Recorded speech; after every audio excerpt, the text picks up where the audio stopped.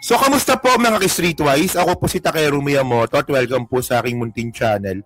So, mga kababayan, no, meron na naman po pinagkakalat na katangahan itong kapatid nga po ni Presidente Bongbong Marcos na retokada.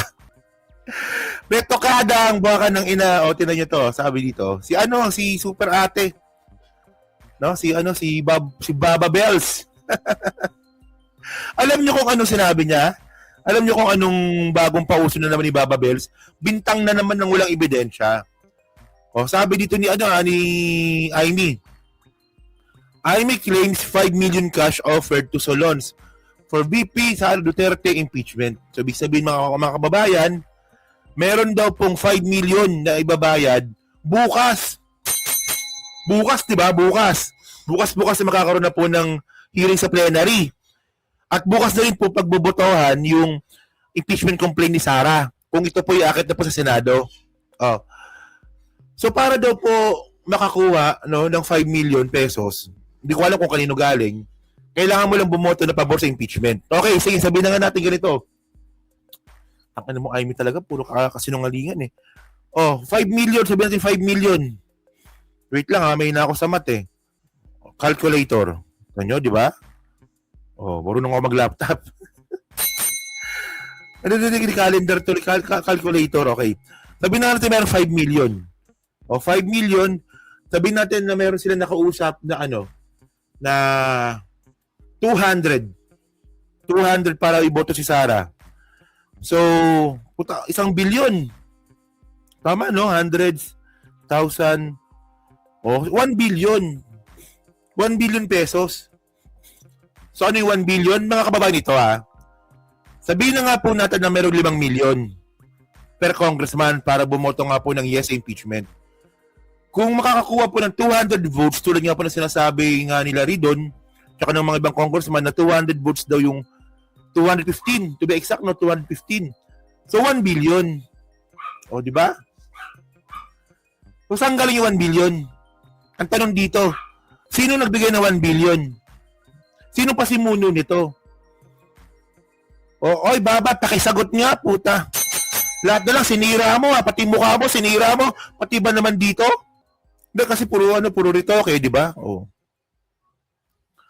So, sabi niya dito, shit, inubo ko. Days before the House of Representatives votes on the impeachment of Vice President Sara Duterte, Senator Aimee Marcos claimed that congressmen are being offered a massive incentive package to secure a yes vote. O, tinan nyo kung magkano in a message to GMA News, the presidential sister said the alleged offer includes 5 million in cash. So, ibig sabihin 5 million sa'yo yun. 3 million in additional MOOE o yung panggastos sa mga opisina. Di ba? Kasama yan. Yung pinamimigay sa mga constituents. MOE yan eh. Per month, di ba? 3 million per month. And 150 million worth of projects. So, ibig sabihin nito, 3 million per month, 5 million in cash, 150 million worth of projects. Ang tanong dito, akala ko ba wala ng pera yung Pilipinas? Di ba? Kayo nagkakalat ni Putok, no? Ni Sara Duterte.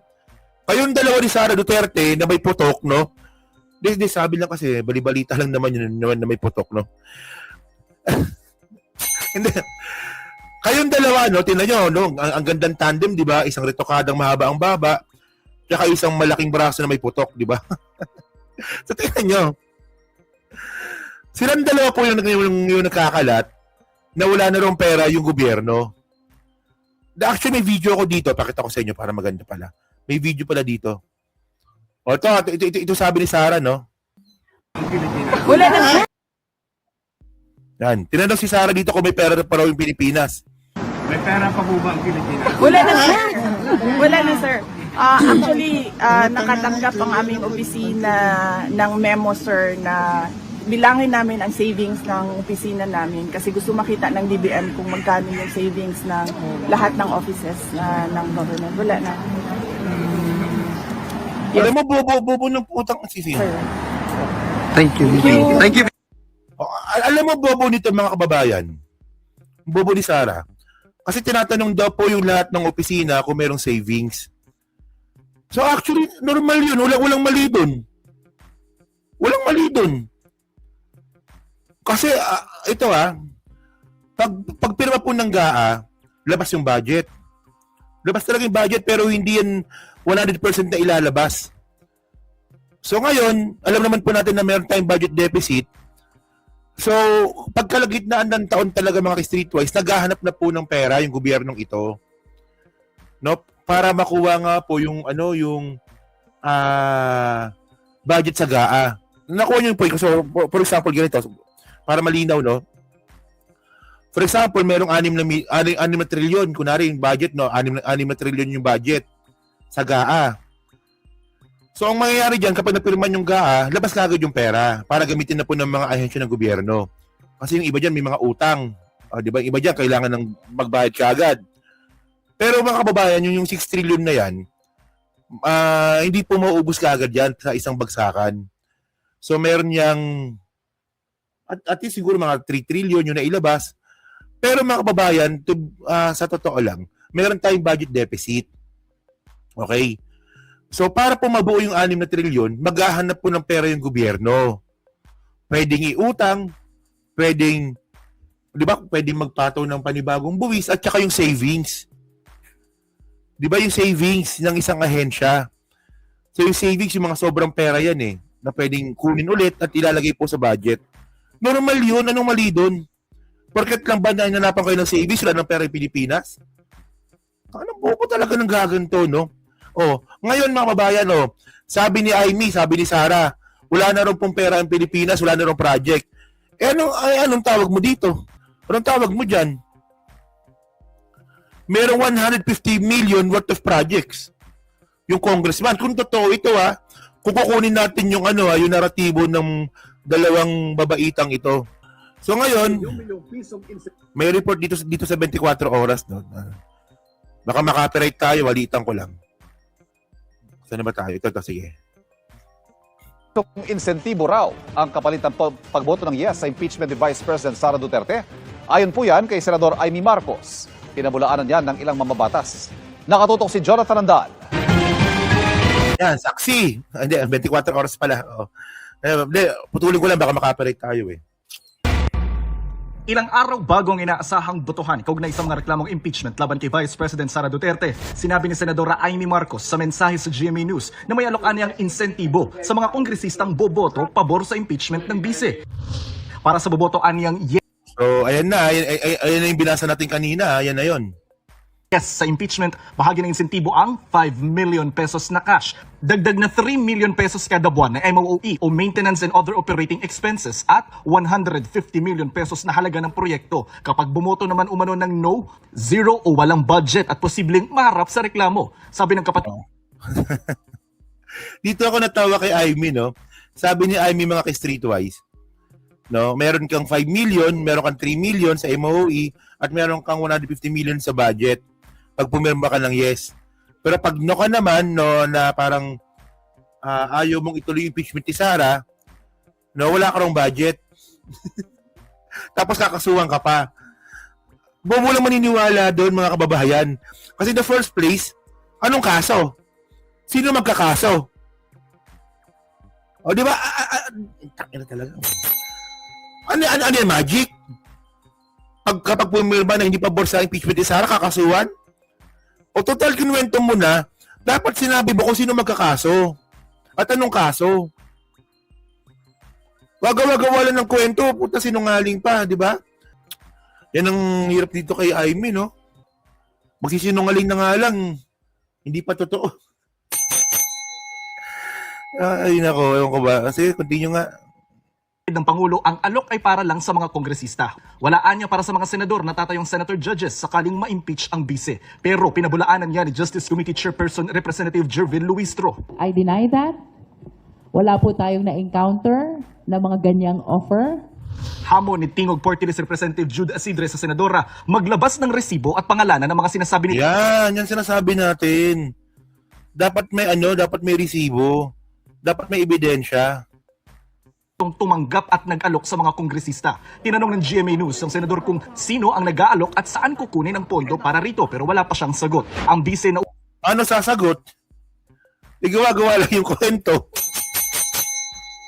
Oh, ito pa si Putok ko. unang sinabi na may mga kumikita umano gamit ang kanyang pangalan. So, madami ang pumipera gamit ang pangalan ko.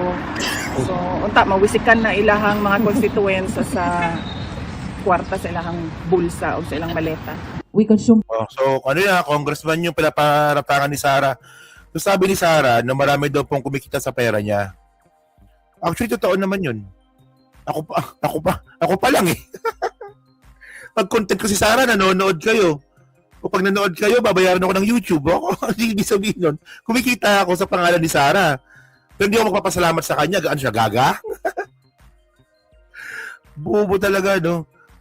Diba, ayan yung mga statement na ano eh, na parang iiwan ng kanyang nakalutang. Diba, sabi ni Sara, may mga congressman daw po na gumagamit ng pangalan niya at kumikita. Tapos iwanan niya na. Kasi, ano yun, parang, teka lang parang ang daming dapat tanungin dun Una, sinong congressman? Paano kumikita? O di ba? Saan galing yung perang kumikita gamit yung pangalan niya? Teka lang medyo di ba? Pinabayaan tayo nakalutang dun eh. Tagalong klaseng statement eh. 2 months in the Justice Committee. Wala pong kumausap sa akin, nag-alok sa akin, nanakot sa akin. I deny the statement of the Vice President. Sa Lunes, sinasahang O di ba? Wala, di ba? pagdedebatehan sa plenaryo ng Kamara ang report ng House Justice Committee kaugnay sa mga reklamong impeachment laban sa bise. Ani Luistro, umaasa siyang sa Lunes na rin magbobotohan. Sa 318 na mga kongresista, Oo nga pala, oo. Hindi pa pala 100% na magkakabotohan bukas. Oo nga pala. So, bukas nga po pala, ano na yung impeachment sa plenary. Oo. Tapos, mangyayari po dyan, i-explain ito ng Justice Committee kung ano yung nakalatag at doon na po magdidebate. Marami pa po mga pro Duterte dyan sa Congress na ang gagawin lang nila, mag-aaksaya ng oras, no, magdi-delay tactics para hindi mangyari yung botohan. So posible nga talagang hindi mangyari yung botohan bukas kung gagamitan tayo ng delaying tactics ng mga DDS congressman. Pero by the way mga kababayan, ito po yung pagkakataon po ni Pulong Duterte na ipagtanggol yung kapatid niya. Di ba parang gusto kong makita kung gaano talaga kahusay si Pulong eh. Di kayo ba? O kayo? Nakitaan niyo di ba si Pulong kung paano magsalita? Nakita niyo di ba si Pulong kung paano maglatag ng kanyang mga proposal, no, na panukalang batas? Wala akong nakikita ng ganun eh. Oh. So ito maganda to kasi ang isa sa mga trabaho ng mga congressman, dapat yung isa sa mga traits na meron ka, magaling ka makipag-usap sa tao at magaling ka makipagdebate. So, bukas pababayaan lang ni Pulong. Tsaka yung isang gago si Omar, no, yung anak niya. No, yung mukhang sinto-sinto. Si Omar Duterte. Sige nga. Kayong mag-ama, pagtanggol nyo nga si Sara. Tingnan natin kung paano yung inyong communication skills, no, kung paano natin makikita yung kanilang communication skills na para pagtangkol si Sara. Walang mga alam eh. Puro gulag. Kung magsalita yan eh. Yung mag-ama, gulag.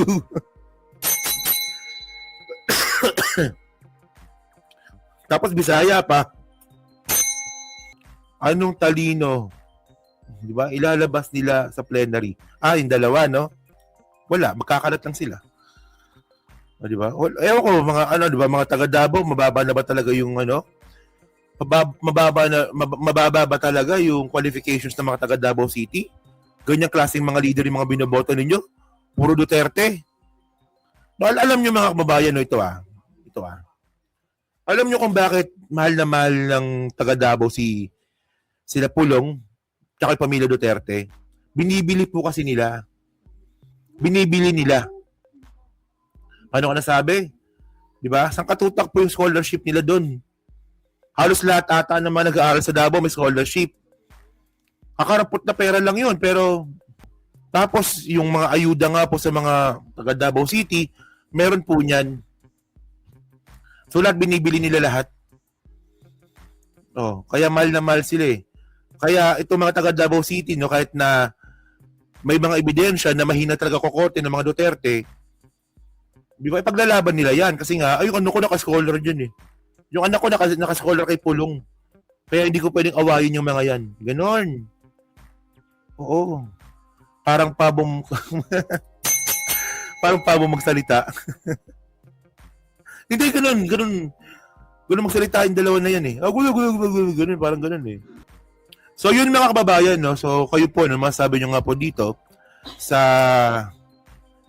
sa sinabi nga po ni Amy Marcos. Kasi the first place mga kababayan, no, tayo po maniniwala po tayo pag may ebidensya.